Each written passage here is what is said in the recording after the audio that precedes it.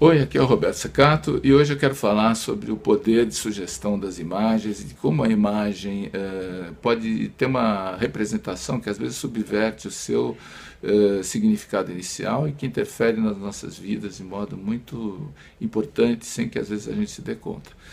Eu tenho um filho de 8 anos, o José, e outro dia ele chegou da escola falando uma história de uma baleia azul, que é um jogo que você tem que cortar a perna, e aí você acaba se machucando, e que você fica sem dormir, e que no final das contas você morre. Eu achei, fiquei meio assustado com essa história e pensei uma coisa naturalmente que ele conheceu com os amiguinhos na escola, mas que no fundo corresponde a uma realidade de hoje. Esse jogo da baleia azul é um jogo que começou provavelmente na Rússia, na internet, e cujo objetivo é levar os jovens ao suicídio. Ele começa com algumas provas que você faz de automutilação, e aí você tem que começar a ver filmes de terror, privação de sono, parar de falar com as pessoas, depois você prossegue paulatinamente se automutilando mais, fazendo mais coisas, até que você desenha com uma gilete ou com qualquer coisa cortante um perfil de uma baleia azul no seu próprio corpo.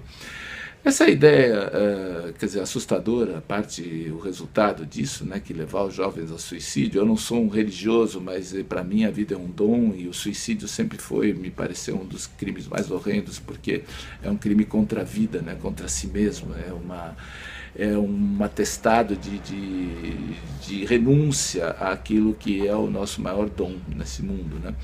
Então, mas o fato de ter uma imagem ligada a essa ideia do suicídio, uma imagem do animal, provavelmente um dos maiores animais que já existiram até hoje na história, na face da Terra, né? Um animal maravilhoso, um animal sagrado, que, porém, é uma espécie em extinção.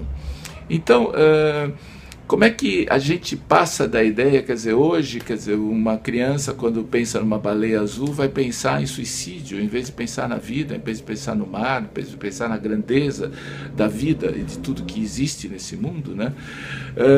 Me fez lembrar também outra história, que houve uma coisa aqui, um palhaço assassino, não sei bem que história é essa, mas até o outro pequeno, de 3 anos, ele fala do palhaço assassino. Para mim, quando eu lembrava na minha infância de palhaço, era uma coisa para dar risada, uma coisa bonita, uma coisa alegre, de festa, e hoje tem o palhaço assassino, quer dizer, associado com a morte.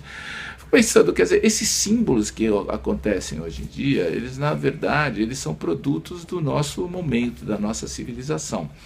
Eu penso muito há muito tempo, quer dizer, o que um jovem vê no seu horizonte quando ele pensa no mundo onde ele vive, quer dizer, se ele é bem informado, ele provavelmente no mínimo vai ficar assustado. E eu acho que existe também aí uma questão de valores, né?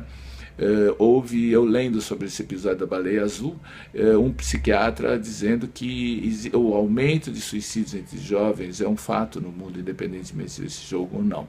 E esse jogo é simplesmente um retrato daquilo que está sucedendo hoje, quer dizer, um desencanto, uma falta de perspectiva, né? Eu vejo, por exemplo, essa manifestação dos extremos, né? Hoje nós vivemos uma cultura onde para você se manifestar é preciso chegar aos extremos, né? Então os esportes são extremos, você se joga de um penhasco com uma roupinha que te faz voar, mas aquilo é um risco enorme de você morrer, quer dizer, você se torna-se herói, né? Desafiando a morte, desafiando a própria vida, e é admirado por isso, né? Um sinal desse momento que a gente está vivendo. Quer dizer, essa cultura dos extremos, né? Eu estou falando de fatos, mas na verdade a imagem, a imaginação, a imagem é tanto a imagem quanto a gente vê, quanto a imagem que nós fazemos de nós mesmos, né? Quando uma criança se projeta na ideia de descer a maior onda do mundo, né?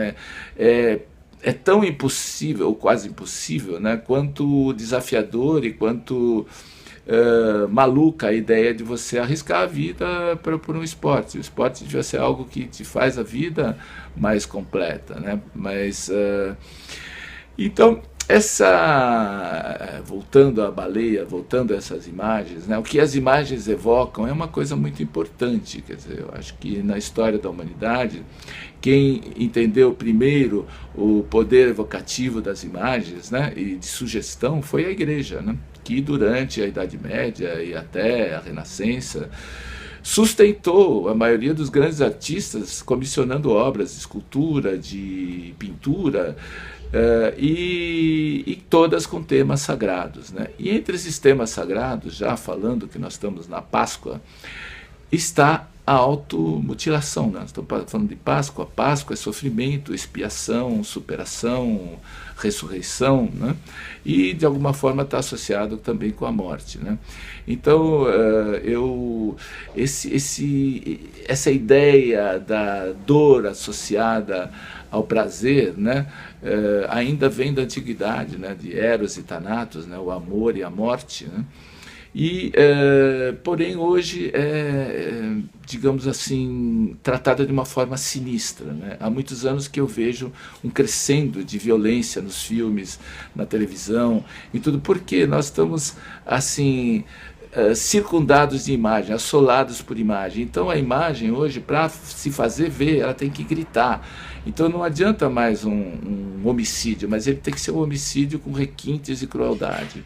E isso vai criando, né, na verdade, um imaginário perturbador, um imaginário que tira do eixo, um imaginário que deforma a realidade. Aliás, a noção de realidade e de fantasia confundindo-se, né, com essa tela do computador que está presente no quarto das crianças, né, e que faz com que hoje a gente tenha um intruso constante, né, ou muitos intrusos constantes na nossa vida cotidiana, na nossa casa. É uma perspectiva assustadora, né, porque a internet não tem filtro. Então, o que pode acontecer é que uma criança procurando uma coisa inocentemente vai cair numa, ou até por curiosidade, numa armadilha, numa cilada, numa sugestão de imagem, de autoimagem e de imagem verdadeira que leve a um caminho como esse, né? Aliás, por exemplo, não é indiferente que no percurso dessa história da baleia está assistir filmes de terror, porque perturbam a nossa psique, porque nos deixam fora do eixo, né? E então eu acho que essa questão hoje é uma questão da comunicação, né? A imagem que nós criamos e a imagem que nós fruímos assim sem se dar conta, ela pode ter profundos significados e profundas consequências subjetivas e objetivas. Então é isso aí que eu queria deixar para a gente pensar hoje, né? O assunto é muito vasto, muito importante, mas eu me sinto realmente nos últimos dias bastante perturbado com essa ideia, né? Então eu queria deixar aqui essa ideia de que como as imagens afetam muito a nossa vida, né, que a gente tentasse se circundar de imagens que nos nutrisse, que nos fizesse bem, que pudessem fazer uma vida mais prazerosa, mais feliz, em vez dessa tragédia. É isso aí. Então eu fico por aqui. Se você curtiu, deixa aí seu comentário e nos encontramos mais adiante. Boa Páscoa a todos.